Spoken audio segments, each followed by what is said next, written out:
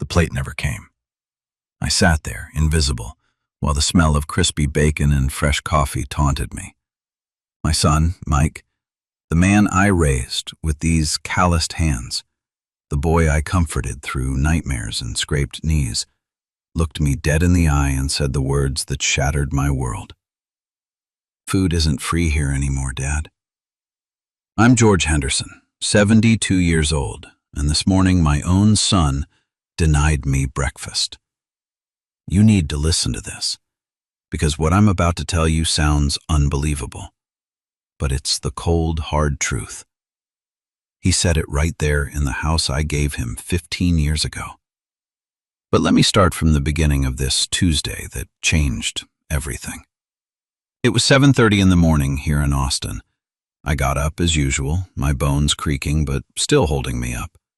I put on my blue plaid shirt, the one my Mary gave me before she passed, and went down to the kitchen. The smell of brewing coffee welcomed me like it has for the last 15 years. Rachel, my daughter-in-law, was by the stove flipping pancakes, and my granddaughter Lucy was finishing her toast before school. I sat in my usual spot, the wooden chair at the end of the table, the one with the wobbly back because Mike never bothered to fix it. I waited, just like I have for 5,400 mornings. But this time was different. Rachel set plates for herself, for Mike, and for Lucy. She didn't put one down for me. I thought maybe she'd forgotten. Maybe in the rush to get the kid ready for school, she'd just overlooked my spot. I waited a little longer. Mike came down, sat across from me, and started eating like I wasn't even there. Rachel poured him more coffee, kissed him on the forehead, and asked Lucy if she'd finished her math homework. It was a picture-perfect family scene, except I was sitting there like a ghost, watching my family eat without me. Finally, when I couldn't take it anymore, I cleared my throat and asked, "Where's my plate?" Mike looked up from his eggs with an expression I'd never seen before. Cold, calculating, like he'd been rehearsing this moment his whole life. "Dad," he said, chewing slowly, "we need to talk about something important. Rachel and I have been thinking, and we believe it's time you contributed more to the household expenses." I looked at him, confused. "More?" I asked. "Son, I already give you my entire Social Security check every month, all $1,800. What more can I give?" Rachel walked over then, wearing that smile I never liked, the one that never reached her eyes. She wiped her hands on her apron and spoke in a voice that was sweet but icy. "Yes, Papa George, but that $1,800 barely covers your share of the water, electricity, gas, the mortgage, that part." "A part?" The word got stuck in my throat like a piece of dry bread. Mike nodded like it was the most natural thing in the world. "Starting today, Dad, food has a cost. $10 for breakfast, $15 for lunch, $12 for dinner. That's fair, don't you think? Rachel gets up early to cook, spends her time, her effort. It can't be free." I sat there, feeling the world shift under my feet like a silent earthquake. My granddaughter Lucy had stopped chewing and was looking at us with those big, scared eyes that reminded me so much of her grandmother Mary. The little girl understood that something terrible was happening, even if she couldn't fully grasp it. "Son," I managed to say after a moment that felt like an eternity, "I don't have that money. I give you my whole check. I have nothing left." Rachel shrugged with that cruel indifference only heartless people can show. "Then you'll have to get it from somewhere. Or you can skip meals. You decide." "Food isn't free, Dad," Mike repeated, and in that moment, it felt like a physical slap. "Pay your share or don't eat." Lucy dropped her toast and whispered, "But Grandpa..." Her little voice was trembling like a leaf in the wind. "Hush, Lucy," Rachel snapped. "This is grown-up business." I stayed seated, staring at this 45-year-old man who claimed to be my son, trying to find some trace of the boy who used to run into my arms when I got home from the plant. The boy who cried when he got hurt and only calmed down when I held him. The young man who borrowed money for his wedding, promising he'd pay me back as soon as he could. But I found nothing. His eyes were empty of love, empty of respect, empty of everything I thought I had built over 45 years of being his father. "All right," I murmured finally, standing up from the table with what little dignity I had left. "I understand." But I didn't understand anything. I didn't understand how it had come to this. I didn't understand how the boy who once told me he wanted to be just like me when he grew up was now treating me worse than a stranger. I didn't understand how the daughter-in-law who called me Papa George with affection when she married Mike was now looking at me like I was a roach that needed to be swept out of the house. I walked up the stairs slowly, every step weighing on my tired legs like a mountain. I went into my room, the small guest room at the back of the house, the one that was supposed to be a sewing room when Mary and I built this place 30 years ago. I sat on the bed, that twin mattress Mike had bought me when I moved in after Mary died. "It's more comfortable for one person," he'd told me then, like he'd already decided I was going to die alone. I closed my eyes and tried to pinpoint exactly when everything broke. It was when I signed over the house. It was gradual, like a silent disease eating you up from the inside until one day you wake up and don't recognize your own life. You know how they say love makes you blind? Well, parental love makes you blind, deaf, and dumb. Mary always told me Mike was a good boy, but that Rachel had a hard heart. "That woman is going to change our son," she warned me while making tortillas in the kitchen of our old house, the place where we were happy for 35 years. "Be careful, George. The love of the wrong woman can turn a good man into a stranger." But I didn't listen. I thought she was exaggerating, that all mothers-in-law mistrust their daughters-in-law. Now, sitting in this little room that smells of dampness and loneliness, I understand that Mary was right. She was always right. My stomach growled, reminding me I hadn't eaten. I looked at the clock. 9 in the morning. Downstairs I could hear the familiar noises of the house. Rachel washing dishes, Mike watching the news on TV, Lucy running around looking for her backpack. The sounds of a family that apparently I was no longer a part of. But there was something they didn't know, something I had kept secret all these years, something Mary and I decided to keep as our little treasure for the future. They didn't know that old George Henderson, the one they were treating like a nuisance, had an ace up his sleeve that could change everything. And as I listened to Mike's car pull away to take Lucy to school, I smiled for the first time in a long while. Sometimes justice arrives late, but it arrives. The first time I took money from my savings to pay for my breakfast, my hands shook. I had $3,000 tucked away in my wallet, my only savings after handing everything over to Mike. Money I had been keeping for emergencies, for medicine I might need so I wouldn't be a total burden. Ironic, isn't it? Turns out the emergency was having to buy the right to eat in the house I built. Rachel counted the $10 bill by bill like she was a cashier at the grocery store. She folded them carefully and put them in her apron pocket, smiling with that cold satisfaction petty tyrants get. "Very good, Papa George," she said, finally serving me the eggs on a chipped plate I hadn't seen before. A different plate than the family used, as if even the dishes had to mark my new status in that house. Mike came down when I was already eating, poured coffee, and sat across from me. "See, Dad? It's not that hard. Now we all contribute equally." Equally. That word stuck in my memory like a scar.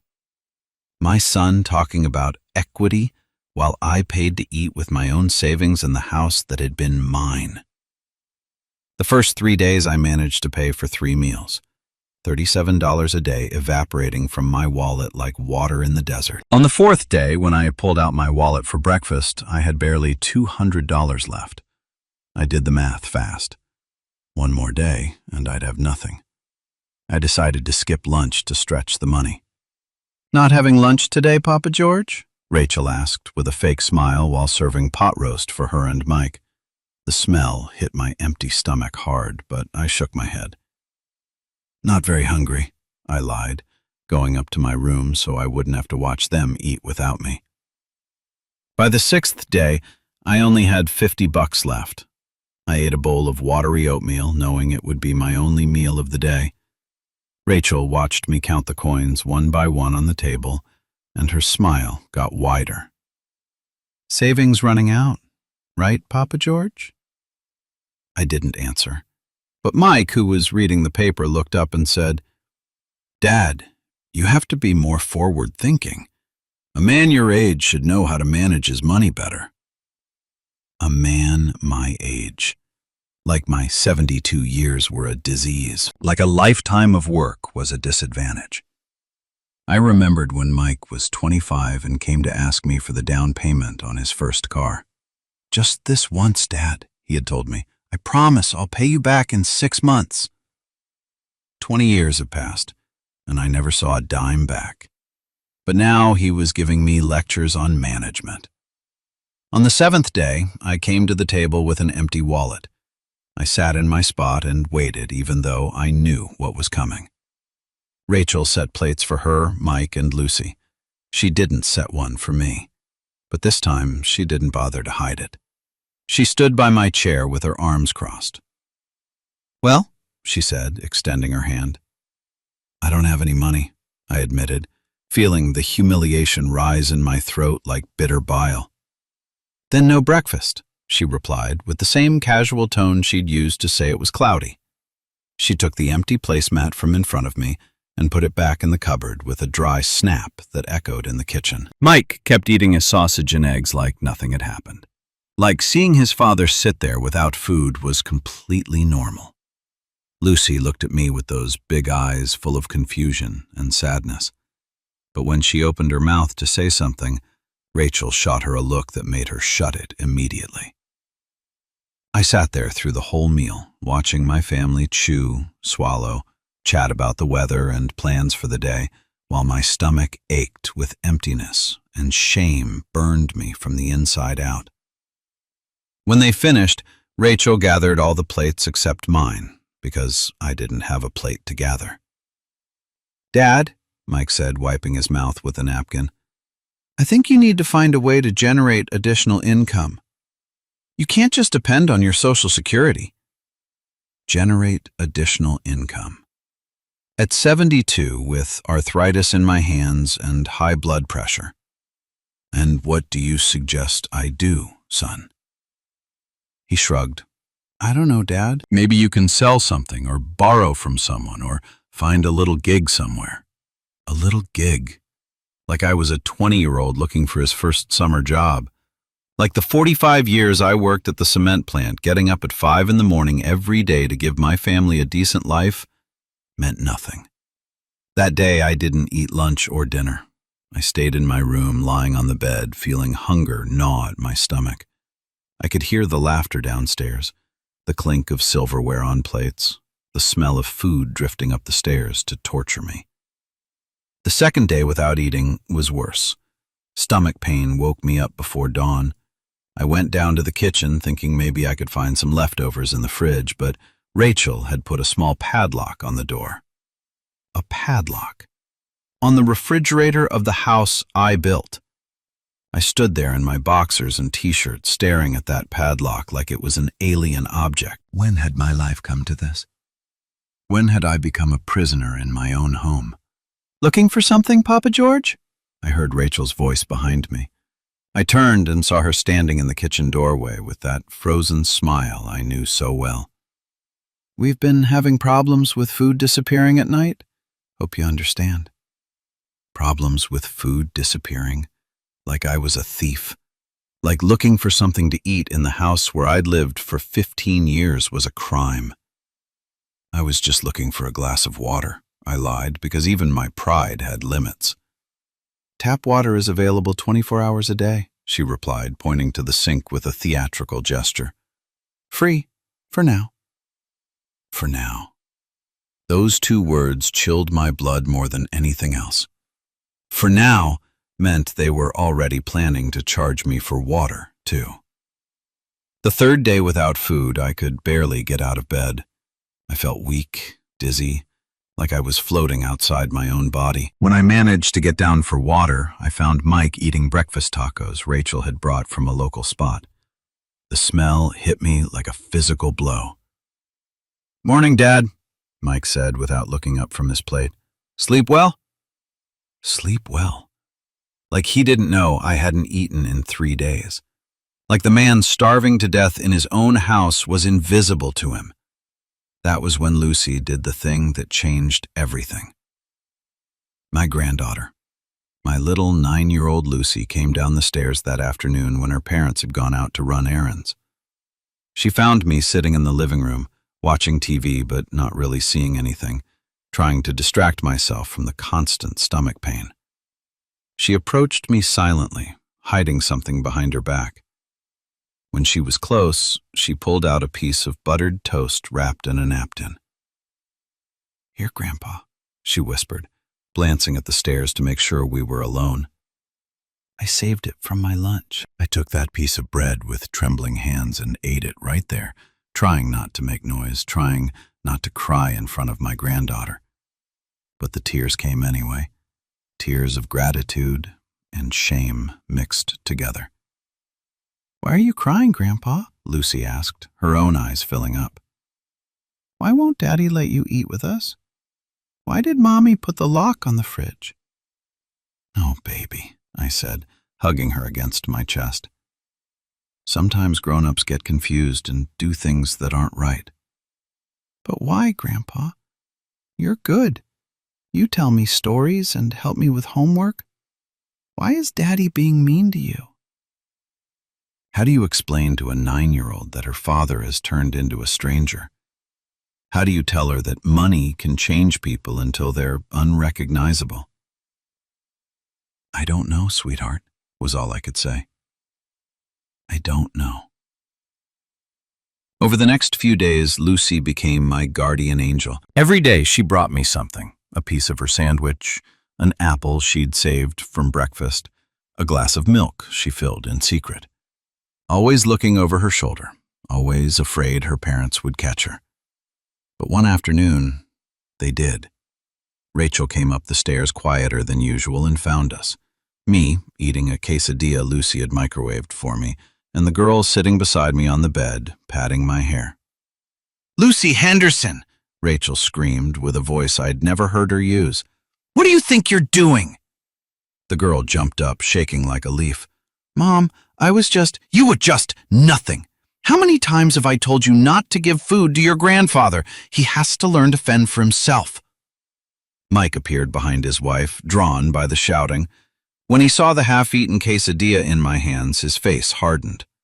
"Dad," he said with a voice dangerously calm, "are you using my daughter to get free food?"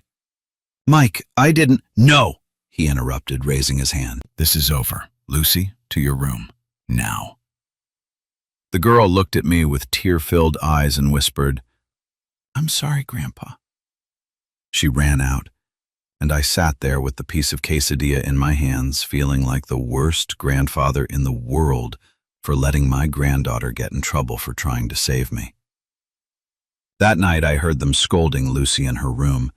I heard her sobs through the thin walls, and every tear of my granddaughter stabbed my heart like a knife.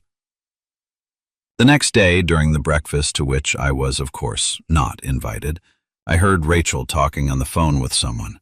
Her voice carried clearly to my room. "Yes, sister," she was saying. "We just don't know what to do with him anymore. He's such a heavy burden for us. Mike works all day, and I have to take care of Lucy, the house, and on top of that keep an eye on an old man." An old man. Not even Papa George anymore. Now I was just an old man. Have you thought about a home? The conversation continued. Yes, I know it sounds awful, but there are very good places. Places where they take good care of old folks. My heart stopped. A home.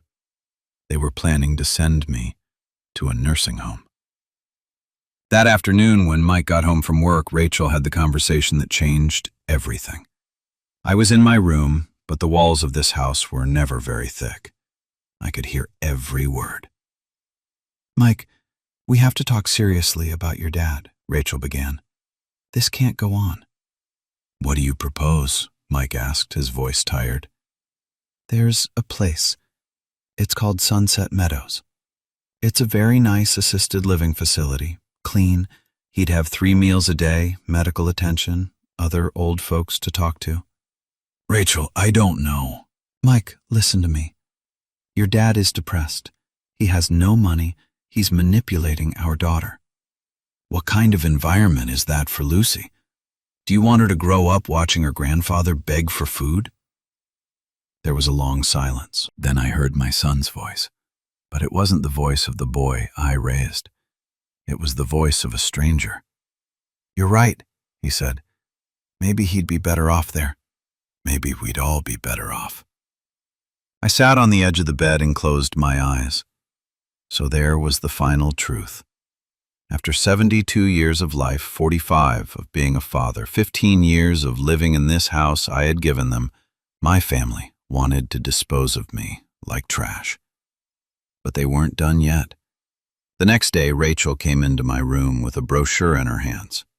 Papa George, she said with that fake concern voice she used, Mike and I have been thinking about your well-being. She showed me the brochure. Sunset Meadows, excellence in geriatric care. The photos showed smiling seniors playing dominoes, a clean dining room, manicured gardens. Look what a nice place, she continued. You'd have friends your age there, activities, 3 meals a day included.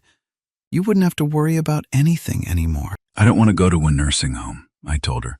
It's not a nursing home, Papa George. It's a residence, a place where they'll take better care of you than we can here. Mike appeared in the doorway. Dad, I think you should consider it seriously. Rachel and I can't give you the attention you need anymore. You don't give me any attention, I told them, and for the first time in weeks, my voice sounded strong. You have me here, starving to death. Oh, Dad, Mike sighed, always so dramatic. Nobody is starving to death. We just ask that you contribute to expenses like any responsible adult. Mike, I said, looking him in the eyes, I am your father. And that's why we want the best for you, Rachel intervened. You'll be much better off at Sunset Meadows, really. They left, and left me with the brochure in my hands. I threw it in the trash, but that night I couldn't sleep. I knew it wasn't a suggestion. It was a decision they had already made. It was only a matter of time before they came to pack my things and drag me to that place. I got up and walked to the window. The moon was full that night, illuminating the small backyard where Mary used to plant roses. Now there was only dry grass and some neglected bushes. But while looking at the moon, I remembered something. Something I had kept buried in the back of my mind all these years of humiliation. A secret that even Mary hadn't wanted us to tell Mike. An ace up the sleeve that my wife and I had decided to keep for when we really needed it. And I think, son who is listening to me, that the moment had come to play it. That night, lying in my bed with an empty stomach and a heart full of pain, I closed my eyes and let my mind travel back, way back in time. Sometimes, when life becomes unbearable, memory is the only refuge left. It was 1975. I was barely 30 and Mary 26. We lived in a little rented house near downtown Austin, small but full of love and dreams. Mike was barely 8 years old then, a mischievous boy who ran all over the house and who still hugged me tight when I got home from work. Back then, I worked at the cement plant, earning just enough to support my family, but we had hope. We had plans. Mary was pregnant with our second child. At night, when she fell asleep with her hand on her round belly, I stayed awake thinking about the future. We needed a bigger house, a place of our own to raise our children, a place where we could grow old together, where our grandkids would come visit us on Sundays. It was Mr. Stevens, my buddy from the plant, who told me about the land. "George," he told me one afternoon while we waited for the bus home, "my cousin has some land he wants to sell. It's far out, towards Dripping Springs, but it's good land and cheap." Cheap was an understatement. 5 acres for $1,500. Back then, my monthly wage was $300, so it meant 5 months of full work. Mary and I discussed it for weeks. The money we had saved for the baby's delivery we would use to buy dirt in the middle of nowhere. "George," Mary told me one night while we ate beans and tortillas, Mike already asleep in his little bed, "I think we should buy it. It's an investment for the future, for when Mike is big, for when the baby is born. But it's so far away, honey. What do we want land for out there where there's nothing?" Mary put her hand on mine, that soft hand that always calmed me. "Precisely because there's nothing, George. Someday the city will reach there. Someday that land is going to be worth much more." My Mary was always smarter than me. She always saw further, like she had a special gift for guessing the future. The baby we were expecting never arrived. Mary lost him in the 6th month, and for months after we didn't talk about the land. But the money was still there, kept in a tin box under our bed, waiting. Finally, in December of 1975, we took the bus out toward Dripping Springs on a Saturday morning. Mike was asleep on his mother's lap, and I carried the $1,500 in crumpled bills in my shirt pocket, close to my heart. Mr. Stevens' cousin was waiting for us, an older man with a straw hat and worn cowboy boots. "So you're the ones who want to buy my little piece of heaven," he told us with a toothless smile. "Come on, I'll show you." We walked for about 20 minutes down a dirt path between cacti and mesquite trees until we reached a flat plot surrounded by a barbed wire fence. There was nothing. Literally nothing. Just dry earth, some rocks, and in the distance, the hills. "Is this it?" Mary asked, and I thought she had regretted it. "This is it, ma'am," the man replied. 5 acres of the best land in Texas. Look at that blue sky, that clean air. Here you can build the house you want, plant whatever comes to mind. It's a little piece of paradise." Mike had woken up and was running through the brush, shouting with happiness. "Mom, Dad, look how big it is! We can have horses here!" Mary looked at me and smiled. "What do you say, George? Do we buy it?" And that was how we became owners of 5 acres in the middle of nowhere. We signed the papers that same day at the notary's office in town, a small place that smelled of old paper and ink. The man handed us the deed, a document I guarded like treasure. For years, that land was our secret. We went every 2 or 3 months, sometimes just Mary and me, sometimes with Mike. We brought sandwiches and sodas, sat under a big oak that had grown in a corner of the lot, and planned. Someday, we would build our forever home there. But life had other plans. In 1978, I got a better job with a construction company, and with that money, we were able to buy the lot where this current house stands, closer to the city, more practical for Mike's school and my job. We built our house here, brick by brick, weekend after weekend. The land in Dripping Springs stayed there, waiting. We visited less frequently, but we never sold it. "It's our insurance policy," Mary would say, "just in case we ever need emergency money." Years flew by. Mike grew up, graduated high school, got a job, met Rachel. We got older without noticing, as it always happens. The land stayed there, paying property taxes every year, silently accumulating value while we lived our lives. In 2008 came the blow that changed everything. Mary started feeling sick in March. At first we thought it was the flu, then maybe a stomach issue. But when I finally took her to the doctor, it was too late. Pancreatic cancer, stage 4. 6 months to live, the doctor said, if we were lucky. We weren't lucky. Mary lasted barely 4 months. She spent the last days here at home in our bedroom, with the window open so she could see her rose garden. Mike came every afternoon after work, and Rachel helped her bathe and eat. In those days, Rachel was still good to me, still treated me like a father. On the last night, Mary asked me to lie down next to her. She was very weak, but her mind was still clear as crystal. She took my hand with her cold fingers and whispered, "George, I have to ask you something important." "Anything, my love." "When I'm gone, Mike is going to want you to sell this house. He's going to say it's too big for you alone, that it's too much work to maintain." "Mary, don't say that." "Listen to me, George. You know our son. He's a good boy, but Rachel influences him a lot. If you want to go live with them, that's fine, but promise me one thing." "What thing?" "The land in Dripping Springs. Never tell Mike about the land.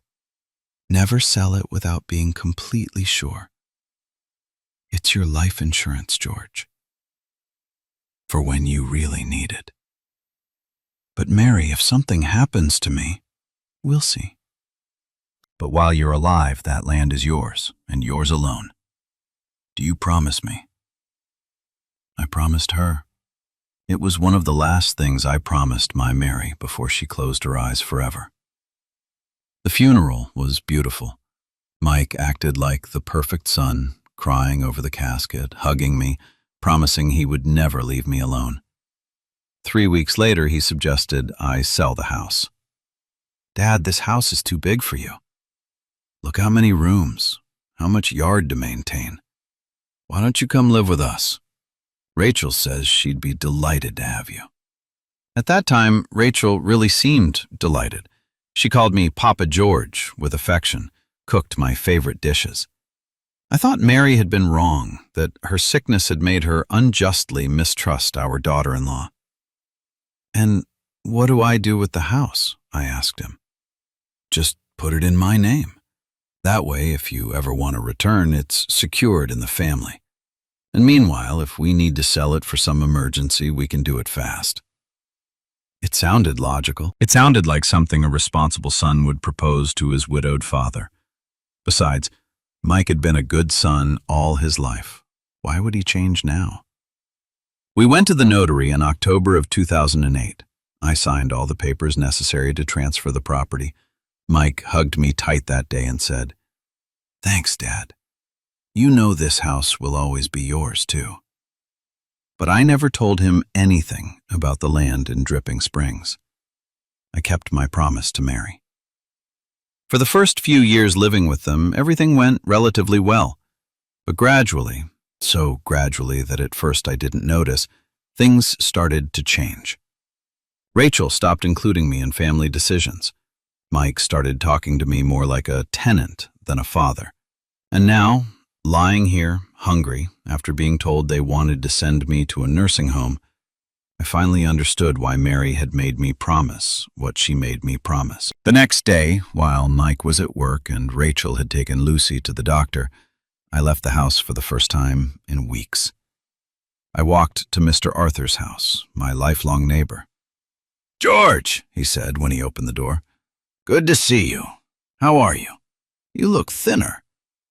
"We're hanging in there. Can we talk?" We sat on his porch. Mr. Arthur poured me a glass of iced tea. "Mr. Arthur," I said after a while, "do you know anything about what's happening out towards Dripping Springs by the old highway?" "Well, actually, yes, George. My nephew works for the county, and he told me they're building a massive commercial center out that way. Sun Valley Center, I think it's called." My heart raced. "Sun Valley Center? Yeah, big development firm, Pacific Real Estate. They say it's going to be the most modern mixed-use development in Central Texas. Shops, movies, restaurants, everything. And do you know where exactly? Right where the old Vasquez Ranch was, remember? But they say they need more land. They're buying up everything they can in that zone. That night, I didn't sleep at all.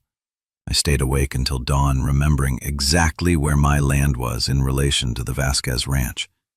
If my memory didn't fail me, my property was exactly on the other side of the road.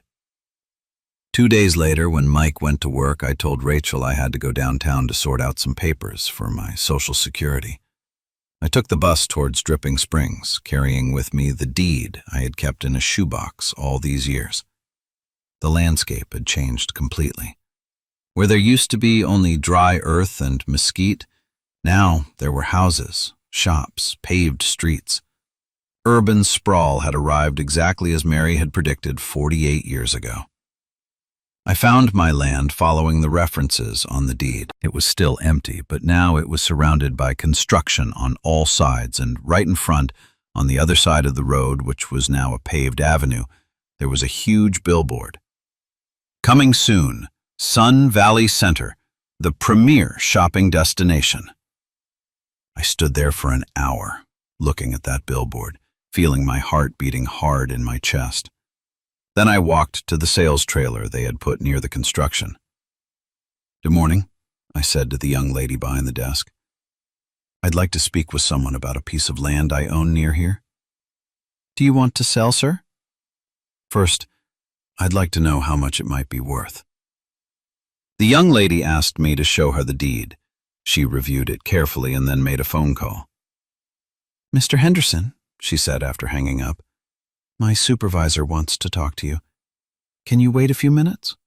The supervisor was a man in a suit who introduced himself as Mr. Ramsey. He invited me into a small but elegant office, offered me coffee, and reviewed my papers with great attention.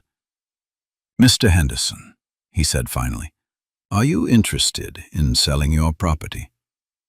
"Depends on the price," I replied, trying to sound calmer than I felt. "Look, I'm going to be frank. Your land is located exactly where we need to build the main access road for the center. It's a strategic location. We could offer you—" He paused as if calculating in his mind. "We could offer you $2.5 million for the 5 acres. $2.5 million. My mind went blank for a moment. I tried to maintain composure, but inside I felt like I had won the lottery. "It's a very generous offer," I managed to say. "When would you need an answer?"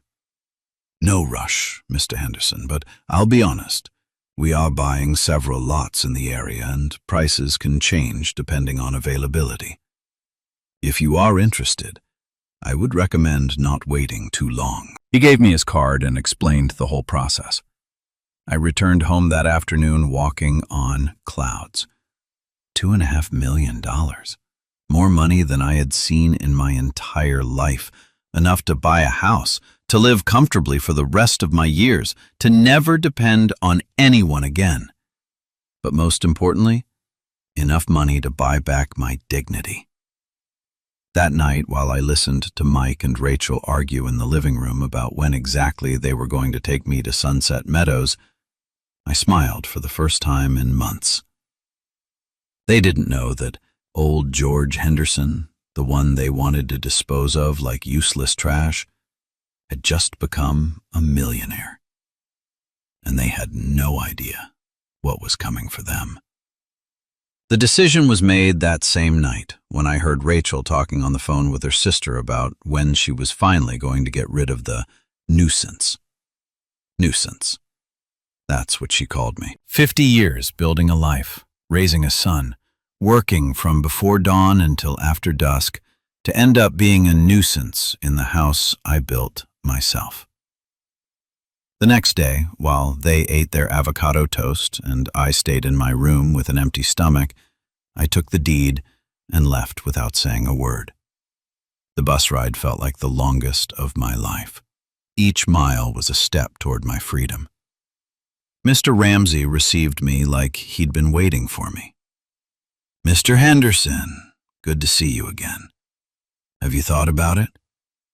"Yes," I said, and my voice sounded firmer than it had in months. "I want to sell." The next few days were a whirlwind of paperwork. Mr. Ramsey explained every step. He accompanied me to the title company, helped me open a new bank account at a different bank than the one Mike used for my Social Security, made sure everything was perfectly legal. "Mr. Henderson," he told me the day of the final signing, "allow me to say that you made an excellent investment back then." Few people have the vision to buy land where there's nothing and wait for the city to grow. "It was my wife," I replied, feeling a pang of nostalgia. She was the one who insisted. She always had a good eye for business. $2.5 million. Every time I heard that figure, I had trouble believing it. When I signed the last paper and Mr. Ramsey handed me the deposit receipt, I had to sit down for a moment. My hands were shaking, but this time not from weakness or hunger, but from relief, from a happiness I hadn't felt since Mary was alive. The first step was finding a house. I didn't want anything huge or flashy, just a home where I could live in peace, where no one charged me to eat, where I could wake up in the morning without fearing what awaited me in the kitchen. I found the perfect house in Georgetown, in a quiet neighborhood where neighbors still waved in the mornings. It was a nice place. 2 bedrooms, a living room, updated kitchen, a backyard with a lemon tree. $350,000, a fraction of what I now had in the bank. The realtor, a kind older lady named Mrs. Carmen, showed me every corner. "Look, Mr. Henderson, this bedroom is perfect for a granddaughter to visit. It has great light." "How do you know I have a granddaughter?" "Oh, sir, it shows in your eyes when you talk. Grandparents always have that special look." I bought the house that same day. Paid cash.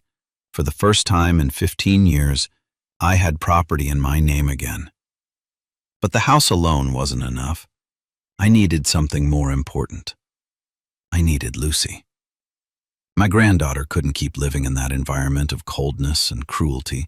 I couldn't let her grow up watching how they treated her grandfather, learning that it's okay to abandon old people when they become inconvenient. It was Mr. Arthur who guided me on the legal aspects. "George," he told me when I explained my situation, "my sister-in-law worked for CPS for years. If you can prove the parents aren't caring for the child properly, you can fight for custody. But you need proof." Proof. I thought of all the times I had seen Lucy crying in secret, how thin she had gotten, not just from sneaking me food, but because her own parents scolded her for everything. The nights I heard her crying in her room after Rachel yelled at her. I started documenting everything. Every time Rachel yelled at Lucy, I noted the date and time in a notebook. Every time they sent her to her room without dinner for some minor fault. Mr. Arthur introduced me to Mrs. Morales, a family law attorney. She was a serious but kind woman who listened to me for 2 hours without interrupting. "Mr. Henderson," she said when I finished, "your case is delicate. Grandparents don't typically get preference over biological parents unless we can prove negligence or psychological harm. But from what you tell me, we have elements." She explained the process. We had to prove Mike and Rachel weren't providing a safe environment, that the girl was being psychologically affected. "We need witnesses," she said, "and medical evidence if possible." Witnesses weren't hard to get. Mrs. Hope next door had heard the screaming. Mr. Robert across the street had seen the day Rachel yelled at me in the front yard to go find food in the trash. The medical evidence came by chance. One afternoon, when Mike and Rachel were out, I found Lucy on the stairs crying because her stomach hurt. "Grandpa," she sobbed, "I didn't eat anything at recess because I forgot my lunch money, and Mom says if I forget, there's no food when I get home." I took her to a private doctor, paying with my new debit card. Dr. Lewis examined Lucy carefully and spoke to me in private. "Mr. Henderson, your granddaughter shows clear signs of mild malnutrition, and I noticed indicators of severe emotional stress, nail biting, muscle tension, difficulty making eye contact." I asked him to document everything. We filed the suit on a Tuesday morning. My request for temporary custody, the neighbors' testimonies, Dr. Lewis's report, my notes on the abuse incidents, evidence of my new financial situation and home. "Now comes the hard part," Mrs. Morales told me. "Mike and Rachel are going to fight." It wasn't easy. When Mike got the legal notice, he came home screaming like a madman. "Dad, what is this? You're suing me for custody of my own daughter?" "It means I won't allow you to keep mistreating that child," I replied with a calm that surprised me. "And I won't let her grow up in a house where you teach that it's okay to humiliate and abandon the elderly." Rachel appeared behind him, red-faced with fury. "Where did you get money for a lawyer, huh? Where?" "That's none of your business," I said. "Of course it's my business. You live in my house, eat my food. Your food that you charge me $10 a plate for," I reminded her. "And this isn't your house. It was mine. I gave it to Mike when I thought he was a son worthy of my trust." The hearing was 3 weeks later. During that time, they tried to be nicer, but it was fake. The day of the hearing, Mike and Rachel arrived with a young, nervous lawyer. The judge was a middle-aged woman with piercing eyes. Mike's lawyer tried to argue I was too old, too broke. But when Mrs. Morales presented our evidence, the millions in the bank, the paid-off house, the doctor's report, the judge's expression changed. "Mr. Michael Henderson," the judge said, "is it true you charged your father for food in his own home?" Mike turned red. "Your Honor, it was just to teach financial responsibility." "Financial responsibility to a 72-year-old man who gave you his entire pension? And is it true you plan to send him to a state facility against his will?" "We thought he'd be better cared for." The judge silenced him with a hand. She turned to me. "Mr. Henderson, are you capable of caring for this child?" "Yes, Your Honor. I have the resources, the home, and above all, the love." The judge's decision was clear. "Considering the evidence of psychological neglect and the grandfather's ability to provide a stable environment, I grant temporary custody to George Henderson." Mike stood up shouting, "This is unfair! She's my daughter!" "Sir," the judge said coldly, "biology does not give you the right to neglect a child. Custody is based on the child's best interest, not the adult's ego." That afternoon, accompanied by a social worker, I went back to the house to get Lucy's things. Rachel was hysterical. "You're kidnapping my daughter!" "Ma'am," the social worker said, "I have a court order." Lucy was in her room, eyes red from crying. When she saw me, she ran and hugged me tight. "Grandpa, is it true I'm going to live with you?" "Yes, baby," I said, tearing up. "In our own house, where nobody yells." We packed her stuff fast. Rachel stood in the doorway, eyes full of hate. "This isn't over. We'll appeal." I turned to her and looked her straight in the eye. "Mrs. Rachel, you didn't want a daughter. You wanted an audience for your misery. Now she's going where she'll be loved." As we drove away, Lucy holding my hand, I felt like I had left a prison. "Grandpa," she whispered, "are we really going to be happy?" "Yes, honey," I said. "We really are." The first days in Georgetown were like waking up from a nightmare. Lucy walked on tiptoes, afraid to make noise. At breakfast, she asked, "Grandpa, how much for the eggs?" "Sweetheart," I said, holding her hands. "In this house, food is always free. Love doesn't cost a dime here." She broke down crying right into her scrambled eggs. Our life became peaceful. The lemon tree in the back was our project. Lucy flourished in her new school. "Grandpa," she asked one night while watching cartoons, "do you think Mom and Dad miss me?" "Do you miss them?" She thought for a while. "I miss Dad when he used to be nice, but I don't miss the yelling." 2 months later, Mike started calling. First angry, then begging. "Dad, the money doesn't stretch. Rachel is stressed." The money didn't stretch, but it stretched enough to charge me $10 for breakfast, I told him. "Don't give me excuses." 3 months later, my neighbor, Mr. Arthur, brought news. "Rachel left him, George. Took everything she could carry, filed for divorce. Mike is alone in that big, crumbling house." I didn't feel joy, just a quiet closure. A week later, Mike showed up at my door. He looked wrecked. "Dad!" he cried, sitting in my living room after Lucy had gone to school. "Rachel's gone. I'm drowning in debt." I'm sorry. I need you to come back, Dad. I need my family. "You need your paycheck," I said softly. No, Dad. I realized how stupid I was. "Mike," I said, standing up, "you wanted to get rid of a burden. Well, you succeeded. But when you tossed out the burden, I took the treasure with me. I took Lucy." Go, Mike. Learn to be a man. Learn to be responsible. Maybe one day you can visit, but us living together? That never happens again. He left weeping. He never asked again. Lucy and I built a life, simple, quiet, rich. One morning, eating pancakes in the garden, she looked at me.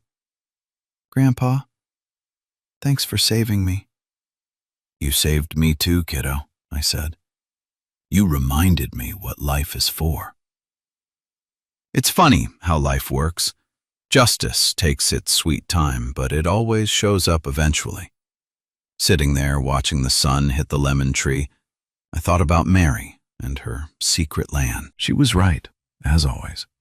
Patience is a virtue of the wise, and I, finally, was a wise man at peace. But sometimes, in the quiet of the night, I wonder if this is all just a story I tell myself to make sense of how cruel blood can be. A fictional comfort for a very real scar. But then Lucy laughs in the other room, and I know the love, at least, is real.